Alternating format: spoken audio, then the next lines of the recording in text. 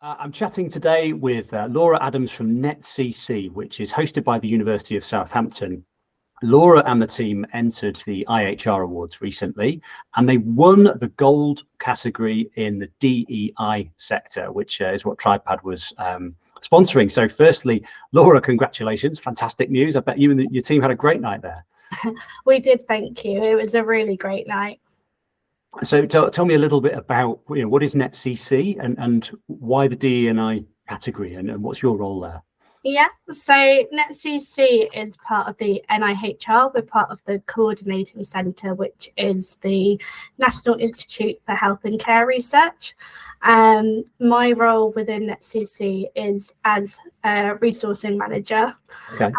Now, obviously, part of the the work of the NIHR is around improving the health of the nation, and that's for everyone. So obviously, as a workforce, we want to reflect the society that we live in. So obviously, DE&I becomes really important in that. Yeah, that's really interesting. I think I talk to so many organisations who use that phrase of, we want to be reflective of either the customer base we serve or the community we work with. And I guess around, the health of the nation, people might be aware that there are discrepancies, right, between male and female and different ethnicities and people from different economic backgrounds in terms of their health outcomes. So I guess your recruitment and your workforce is really linked to the actual fundamentals of what the organisation does. Yeah, so obviously we want to ensure that we've got a really diverse perspective of people that can represent all of those different sectors of society. So yeah, it's really important to us that we're recruiting not only the best talent, but also that diverse perspective. Yeah, and obviously delighted to see you won the award. Tell us a little bit about why you entered the award and what it was you think that you're undertaking that's worthy of winning the award. Yeah, so we entered the awards because we've been doing a lot of really great work this year, and we thought that this was a really great way to kind of showcase that work, as well as kind of finding out what others are doing in this space. Obviously, when we do work like this, we don't want it to just be hidden. We want to kind of share what we're doing so that others can learn from us and we can learn from them.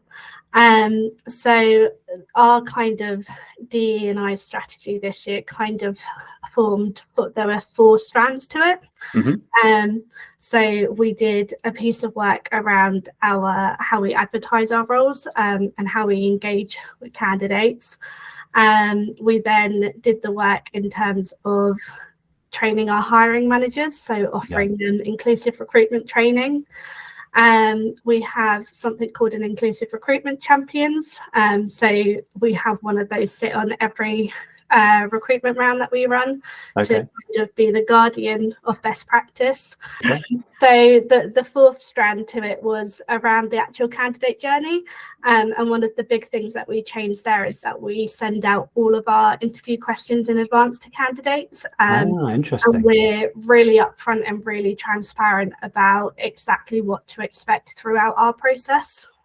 That's really, really interesting, and I love the fact that you've obviously looked at the process right from the front end of advertising, all the way through assessment, hiring manager, and engagement.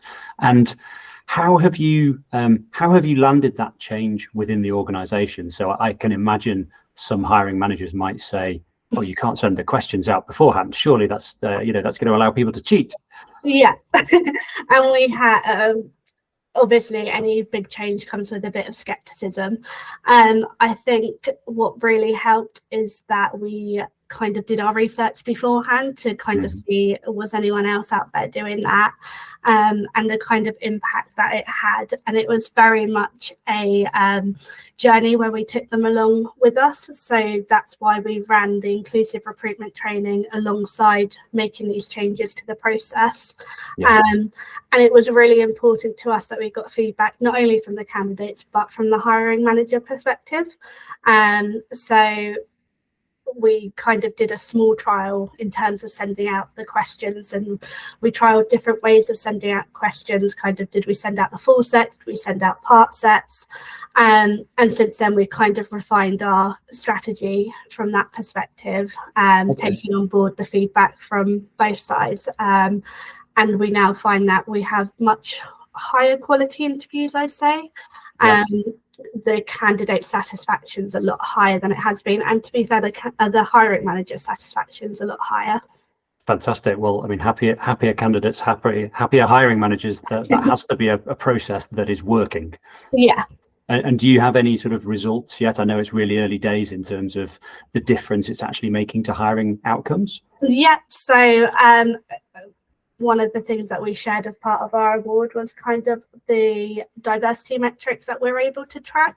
And across all of them, we're seeing improvements in diversity. So the amount of people that come from a background other than a white background has increased quite significantly. And it's the same across the board in terms of those that may have a disability or a different sexual orientation to straight. We also, as a workforce, are probably a little bit different in that we were a majority female workforce. And we're seeing that gender change as well as the age of our workforce is changing. Really interesting. So I can see why you've won the award. You know, great feedback, real change in the organisation, something that's been considered front to back. You know, it sounds like you're one to watch in terms of you know, an organisation that's really making a difference. So congratulations, and thanks for chatting with me today, Laura. Thank you.